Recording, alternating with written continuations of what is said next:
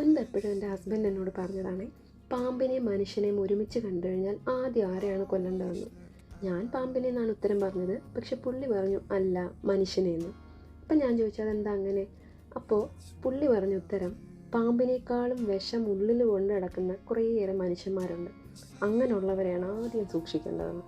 അതൊന്നുകൂടെ ചിന്തിച്ചപ്പോൾ എനിക്ക് മനസ്സിലായി അത് സത്യമുള്ളൊരു കാര്യമാണെന്ന്. കാരണം നമ്മുടെ സത്യസന്ധതയും നമ്മുടെ ആത്മാർത്ഥതയും നമ്മുടെ സ്നേഹത്തെയൊക്കെ ചൂഷണം ചെയ്യുന്ന ഒരാളെങ്കിലും നമുക്കിടയിലുണ്ടാവും.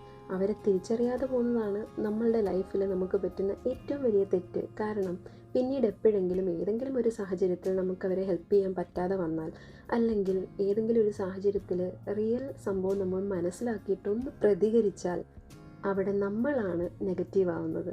നമ്മൾ എന്തുകൊണ്ട് പ്രതികരിച്ചു എന്ന് അവർ ചിന്തിക്കില്ല. അവിടെ നിന്നൊരു സംഭവം ഉണ്ടായിട്ടാണ് നമ്മൾ തിരിച്ച് പ്രതികരിച്ചതെന്ന് അവർ ചിന്തിക്കില്ല. അവരുടെ ഭാഗം എപ്പോഴും ക്ലിയർ ആക്കാൻ മാത്രമേ അവർ ശ്രമിക്കൂ, നമ്മുടെ ഭാഗം നെഗറ്റീവ് ആക്കാനും. നമ്മൾ പ്രതികരിച്ച കാര്യം മാത്രമായിരിക്കും പുറത്തറിയുക, പക്ഷേ എന്തുകൊണ്ട് പ്രതികരിച്ചു എന്നുള്ളത് ഈ ആൾക്കാർ ചിന്തിക്കുകയില്ല. അല്ലെങ്കിൽ കേൾക്കുന്നവരൊരു കാര്യം ചിന്തിക്കണം, ഒരു നാണയത്തിന് രണ്ട് വശമുണ്ട്, ഈ രണ്ട് വശവും കാണണം. ഒരു വശം മാത്രം കണ്ടിട്ട് കുറ്റപ്പെടുത്തുക എന്ന് പറയുന്നത് ശരിക്കും ന്യായമായിട്ടുള്ളൊരു കാര്യമാണോ? എനിക്ക് തോന്നുന്നില്ല.